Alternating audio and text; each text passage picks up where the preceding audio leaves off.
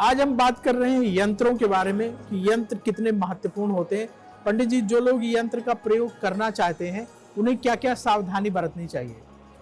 प्रवीण जी, यंत्र जैसा मैंने पहले बताया दो प्रकार के होते हैं। चित्रों वाले यंत्र जिसमें चित्र है, मंत्र हैं, अक्षर हैं, यानी जैसे श्री यंत्र है, और एक नंबर वाले होते हैं जिसमें 9 नंबर होते हैं या 12 नंबर होते हैं, अलग अलग खाने में नंबर लिखे होते हैं। दोनों यंत्र का प्रयोग करने के नियम हैं।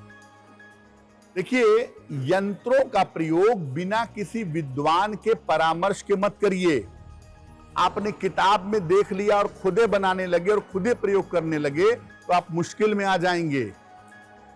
आकृति वाले यंत्र या चित्र वाले यंत्र का प्रयोग कम से कम करिए। चित्र वाले यंत्र जैसे लक्ष्मी यंत्र है, जैसे वास्तु शांति यंत्र है, जैसे श्री यंत्र है, कृपा निधान, इसका प्रयोग मत करिए। एक बिंदु भी गलत होगा, आप मुश्किल में आ जाएंगे। जो अंकों वाले यंत्र होते हैं जिसमें 9 खाने हैं, सब में नंबर लिखे हैं, या 12 खाने हैं या 16 खाने हैं, नंबर लिखे हुए हैं, ये वाले यंत्र ठीक हैं, इनको आप प्रयोग कर सकते हैं, इसमें ज्यादा नुकसान नहीं होता है। आजकल तो बाजार में रेडीमेड यंत्र प्रिंटिंग प्रेस से छपे हुए मिलते हैं। अब भगवान जाने उससे कैसे फायदा होगा, लेकिन ऐसे यंत्रों के बजाय हाथ से बनाए हुए यंत्रों का प्रयोग करिए जो किसी विद्वान ने विधि विधान से बनाया हो।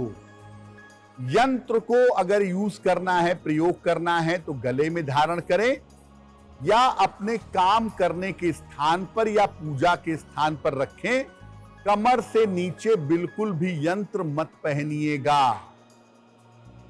बहुत सारे लोग यंत्रों के ऊपर बैठ करके साधना करते हैं।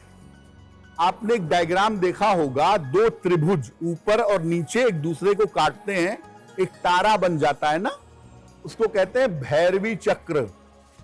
बहुत सारे लोग भैरवी चक्र पर बैठकर ध्यान करते हैं, मंत्र जप करते हैं, साधना करते हैं।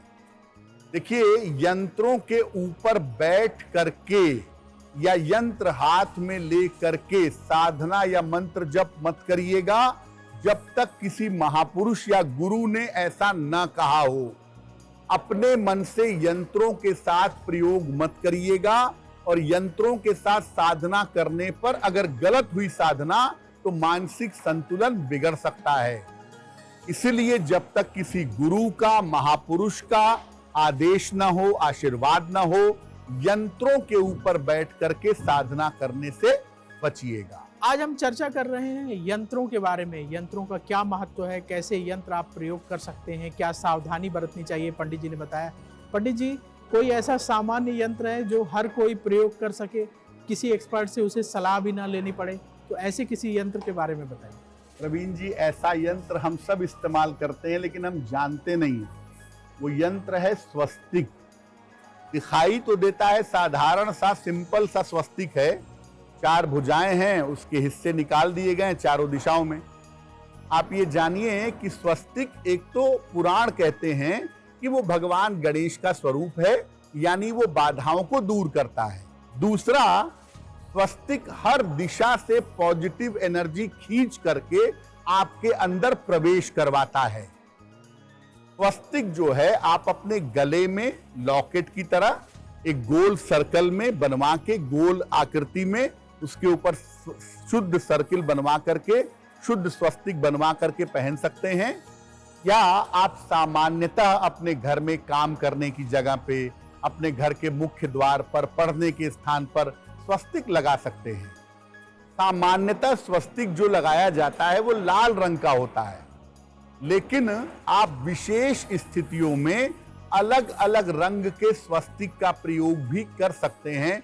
कभी उस पर चर्चा करेंगे, लेकिन सामान्यतः कहेंगे कि लाल रंग के स्वस्तिक का इस्तेमाल करिएगा, और स्वस्तिक बिल्कुल सीधा बनाइएगा, उसकी रेखाएं टेढ़ी मेढ़ी मत करिएगा, और स्वस्तिक को भी टेढ़ा मेढ़ा मत करिएगा। साधारण तरीके से सिंपल बना हुआ स्वस्तिक आप धारण करें, आप प्रयोग करें, आपका मंगल होगा।